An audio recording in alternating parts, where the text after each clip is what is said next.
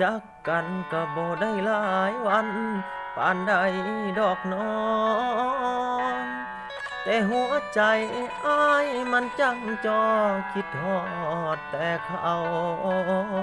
ตอนใดเว้าน้ำก็ทั้งเขินทั้งง่ายตอนเจ้าเงียบไปก็ใจหายใจเหงาสงสัยเฮาลงหักเจ้าเขาแล้วนอใจแต่ละมือได้แต่จับมือเธอส่องเฟซแนวเดียวจอบเบิ่งจุดสีเขียวเบิ่งจะฟดแล้วก็เที่ยวไล่หูปของเจ้าแต่ว่าเขาคือบ่มีวี่แววสิอ่านเฟซตามแชทของเฮานั่งมึงขอความเก่าแล้วก็เหงาคอยเจ้าตอบมา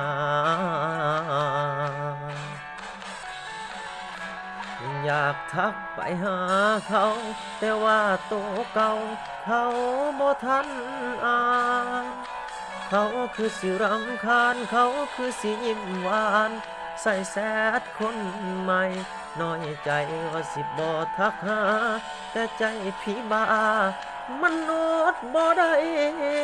ต้องขอโทษเจ้าหลายๆบ่ตอบก็ได้อายบ่สำคัญ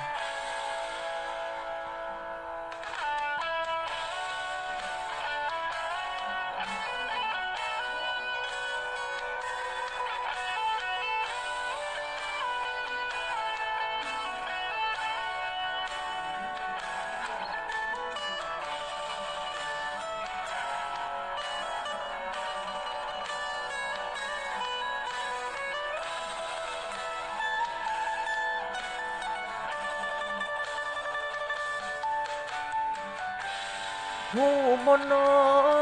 คนคอยมันแห้งน้อยใจจักสิเฮ็ดจังใดก็ใจมันคิดฮอดอยากทักไปหา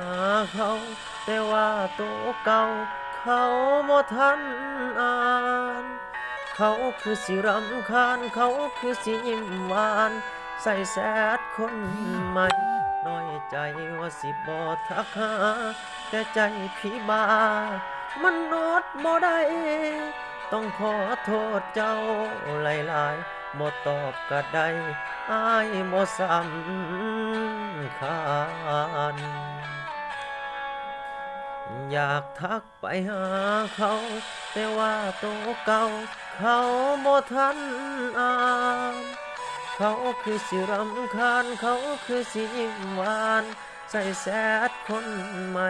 น้อยใจว่าสิบ่ทักหาแต่ใจพี่บ้ามันอดบ่ได้ต้องขอโทษเจ้าหลายๆบ่ตอบก็ได้อายบ่สำคัญ